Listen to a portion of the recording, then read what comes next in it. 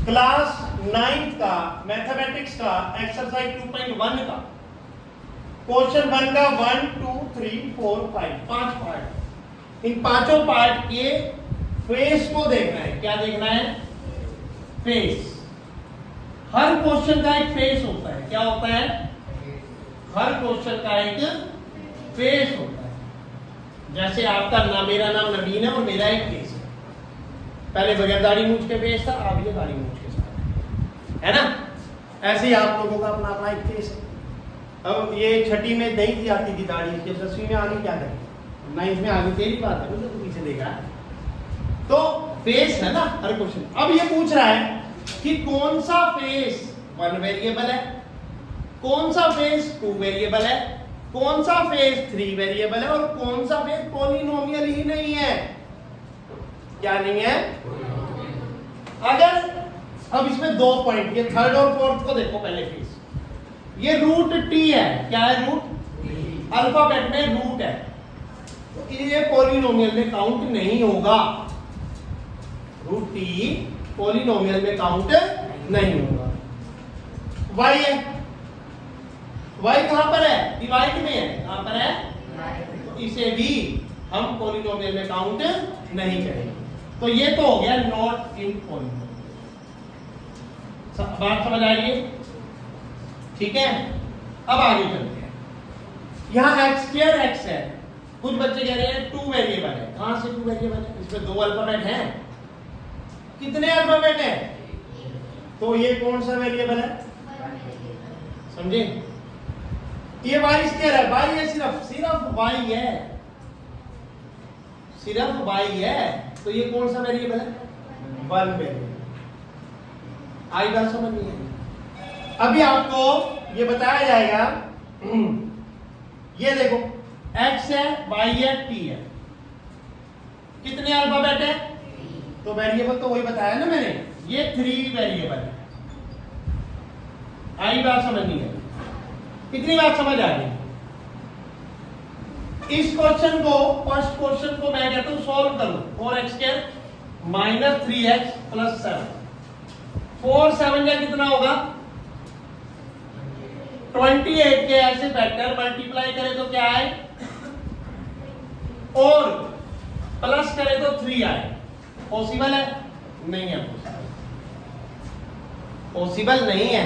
लेकिन फिर भी ये इस इक्वेशन को बोलते हैं क्वाड्रेटिक इक्वेशन। क्या बोलते हैं? और क्वाड्रेटिक इक्वेशन में 2 वैल्यूज होती हैं। कितनी वैल्यू होती है? 2। लेकिन दोनों वैल्यू, x की कोई ना कोई वैल्यू आएगी और इस x की भी कोई ना कोई वैल्यू आएगी। लेकिन दोनों वैल्यू किसकी कहलाएंगी? किसकी कहलाएंगी? तो वेरिएबल तो एक हुआ ना। वैल्यू 2 हो सकती है, लेकिन वेरिएबल एक होगा। उसका वेरिएबल तो एक होगा, उसमें 2 वेरिएबल तो नहीं हो सकते। अगला पॉइंट, ये क्वेश्चन आ रहा है सेम, इसमें भी देखो भाई अकेला है, तो वेरिएबल 1, 2 वेरिएबल नहीं हो सकते। अब इसको भी सॉल्व करेंगे ना, तो होगा ही नहीं सॉल्व। क्यों? क्योंकि यहां पे प्लस आएगा। ये सॉल्व होगा कौन सी क्लास में आगे पता है? ये सॉल्व होगा कौन सी क्लास में आगे? अभी कौन सी क्लास में है ये? अब इसका सॉल्यूशन मैं आपको बताऊंगा 11th में आएगा, जहां पर आपको यूज करना पड़ेगा आयोटा, IOTA। अब ये आयोटा की क्या वैल्यू होती है? √-1। ये वहां पर जाकर ये दोनों क्वेश्चन सॉल्व होंगे। अब आगे इतना आगे गहराई में नहीं ले जाऊंगा मैं, इतनी गहराई बहुत है। 9th में मैं 11th की गहराई ले जाऊंगा। तुम कहोगे ये तो मैथ तो मैं पढ़ूंगा ही नहीं, अपनी बंदर कभी मैथ तो मैंने पढ़ना ही नहीं। तो 11th की गहराई 11th में बताई जाएगी, और 9th की गहराई 9th में। समझ लो कि सिर्फ इतनी बात ध्यान रखनी है कि भैया इसमें x अल्फाबेट है तो एक ही वेरिएबल है 1 वेरिएबल, इसमें y है तो एक ही वेरिएबल है 1 वेरिएबल।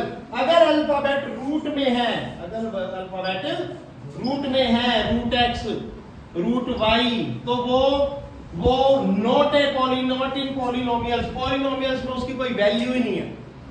एक्सेप्शंस है। क्यों?